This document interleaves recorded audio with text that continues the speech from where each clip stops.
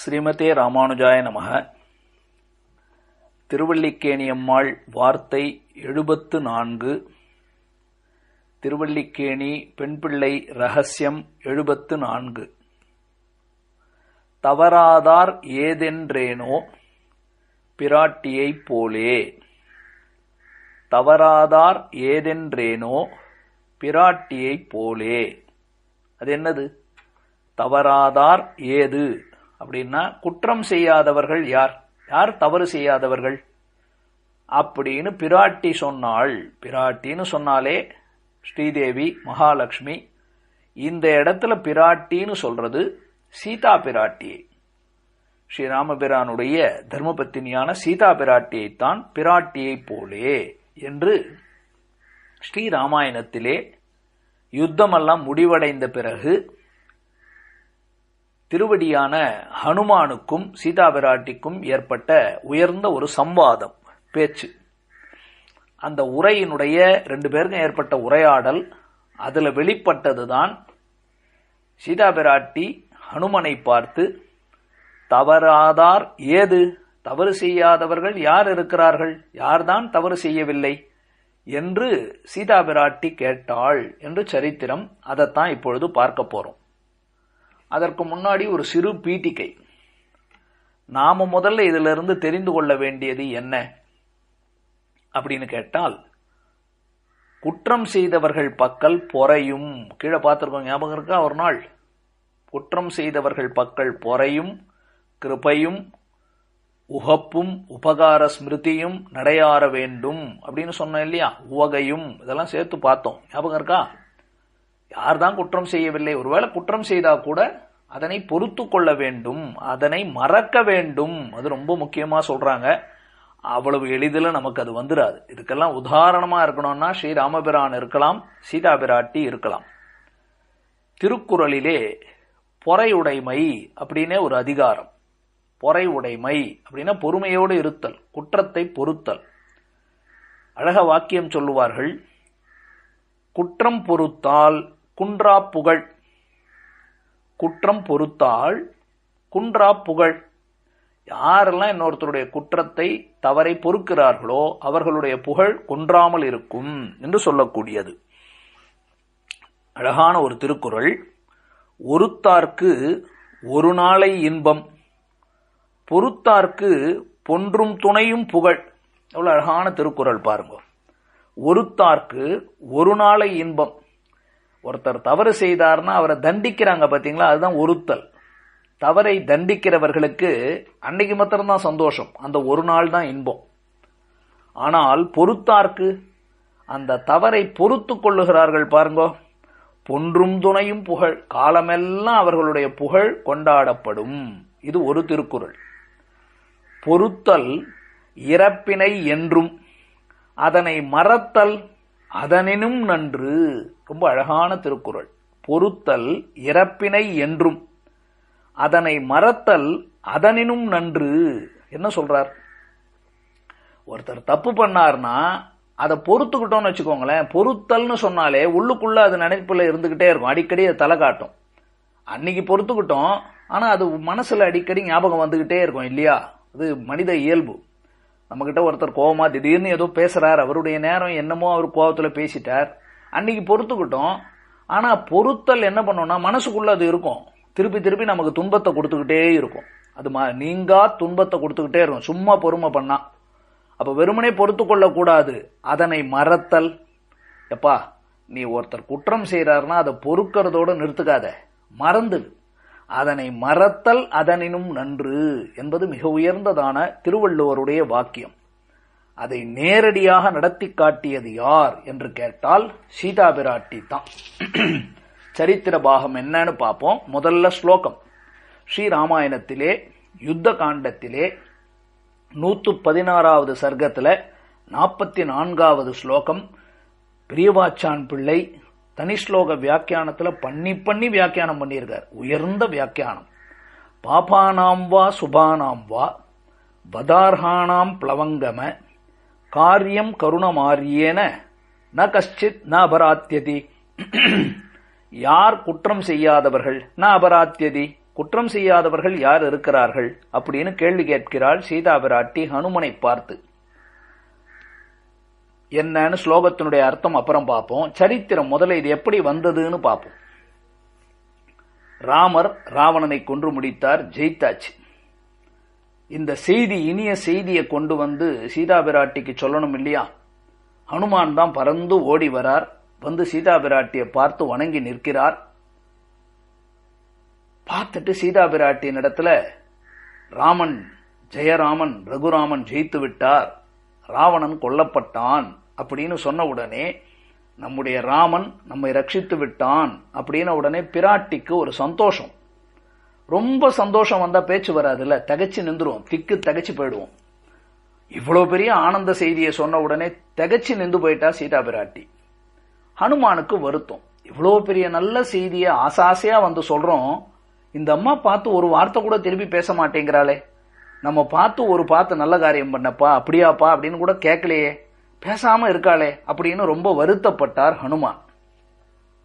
கேட்கிறார், என்னம்மா ஒரு பதில் கூட சொல்ல மாட்டேங்கிற, அப்படியே நின்றுட்டியம்மா அப்படின்னு. உடனே பிராட்டி சொல்றா, நீ செய்த இந்த பெரிய உதவி, பேர் உபகாரத்துக்கு நான் என்னத்தை கொடுப்பேன்? நான் இருக்கிறது எங்கேயோ அசோகவனத்துல உட்கார்ந்துருக்கேன்.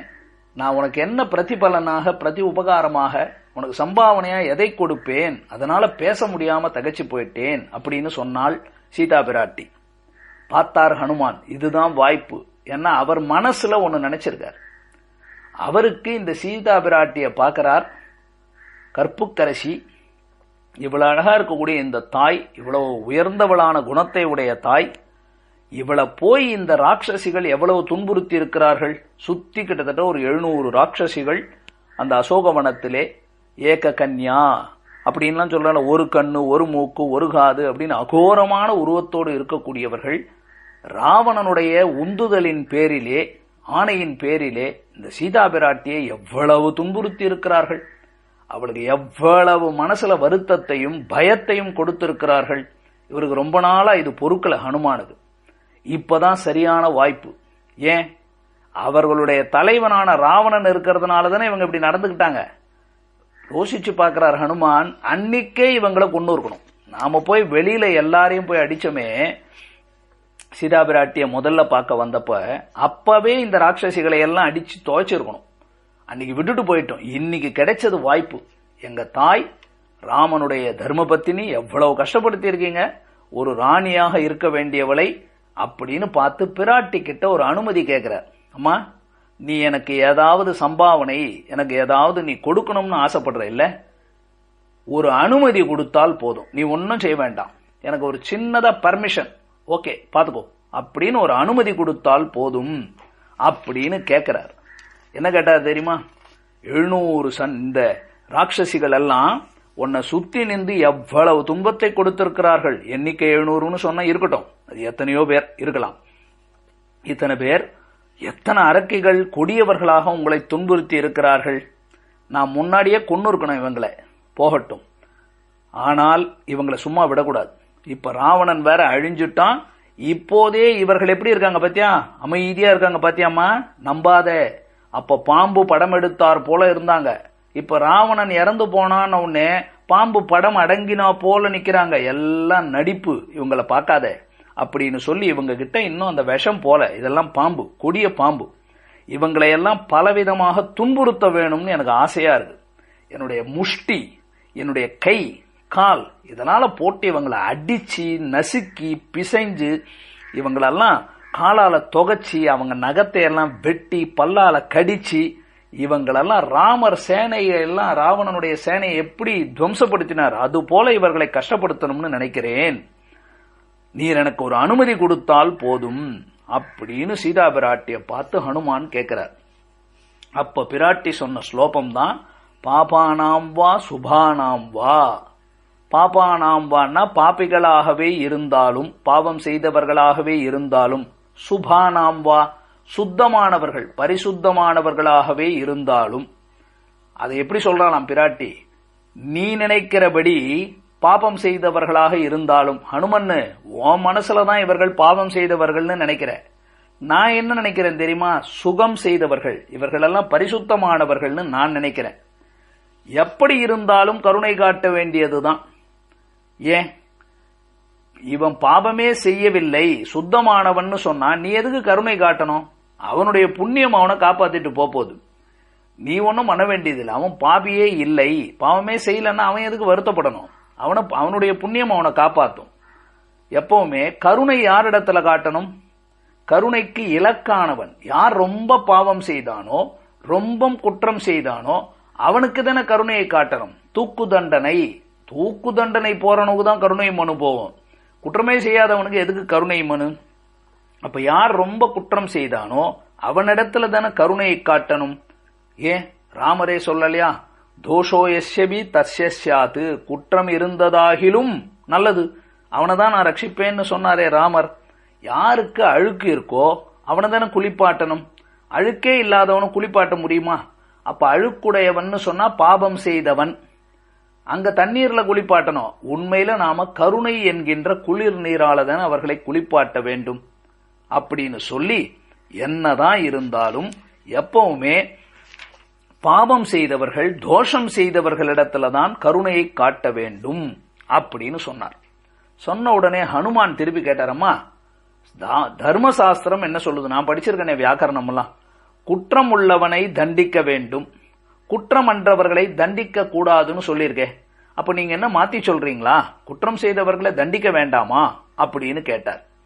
அப்பதான் பிராட்டி சொல்றா, நீ எங்களுடைய ஜனக குலத்துல பிறந்திருக்கணும், இல்ல இஷ்வாகு குலத்துல பிறந்திருக்கணும். ஏன் தெரியுமா? அவர்களுக்குத்தான் சரணாகதனை எப்படி நடத்தணும்னு தெரியும். அவன் குற்றம் செய்தவனாகவே இருந்தாலும் சரணம் என்று அடைந்தவனை கைவிடக் கூடாதுன்னு ஒரு தர்மம் இருக்குல்ல, அதுதான் ராமனுடைய தர்மம். ஸ்ரீ ராமபிரான் ராமச்சரம ஸ்லோகம் என்னது? தன்னிடத்துல ஒரு தடவை சரணம்னு வந்தவனை ரட்சிப்பேன்னு சொன்னார் இல்லையா? அதனாலே இவர்களை எல்லாம் இவர்களை தண்டிக்க கூடிய நிலையிலேயே இருக்கிறாங்க. யாராவது காப்பாத்துவார்களா, நம்ம நிலைமை என்னையாகுமோன்னு பயந்து இருக்கிறார்களே, அவர்களிடத்துல இப்படி இருக்கக்கூடாது. திட்ரா பிளவங்கம அப்படிங்கிறார். நீ குரங்கா இருக்கிறதுனால விடாம பிடிக்கும் 3, அதாவது நாம் பிடிச்ச முயலுக்கு 3 கால். ஹனுமான் திரும்பி அடம் பிடிக்கிறார். அவர் மனசுல சீதைக்கு இவ்வளவு கஷ்டத்தை கொடுத்துட்டாங்களே, அதனால துன்புறுத்தணும்னு அடம் பிடிக்கிறார். ஆனா சீதையனுடைய உள்ளம் என்னன்னு அவர் புரிஞ்சுக்கல. அதனால கோபமா சீதா பிராட்டி பிளவங்கமன்னு ஹனுமான பார்த்து குரங்கேன்னு திட்டுகிறாள். திட்டின பிற்பாடு சொல்றா, நீ எங்க குலத்துல பிறந்திருந்தா தெரிஞ்சிருக்கும், நீ குரங்கு குலத்துல பிறந்து இருக்கிறாய், கிளைக்கு தாவரக்கூடிய குலம், அதனால உனக்கு இது புரியவில்லை என்று சொல்லி அப்ப தெளிவா கேட்கிறா கேள்வி. அப்பதான் இது வருகிறது. குற்றம் செய்யாதவர்கள் யார்? நீ அப்படி குற்றம் செய்தவர்கள்னு சொன்னா, ராமன் குற்றம் பண்ணலையா? சீதையான நான் குற்றம் பண்ணலையா? ஏன் நீ குற்றம் பண்ணலையா? கேள்வி கேட்கிறா. என்ன கேள்வி? அப்படியா, ராமர் என்ன குற்றம் பண்ணார் அப்படின்னார். உங்க ராமர் கல்யாணம் பண்ணிக்கும் போது என்ன சொன்னார்? இயம் சீதா மமசுதா சகதர்ம சரீதவ அப்படின்னு அவளை நான் கைபிடித்த மனைவியை காப்பாற்றுகிறேன்னு சொல்லி அவரை நம்பி காட்டுக்கு வந்த என்னை காட்டிலே பறிகொடுத்து விட்டு இவ்வளவு நாள் அமைதியா உட்கார்ந்துருக்காருல, ஒரு ராமபானத்தை போட்டு அவனை முடிச்சிருக்க முடியாத ராவணனை? அவ்வளவு சக்தி இல்லாதவரா, பலம் இல்லாதவரா? ஏன் காப்பாத்தல?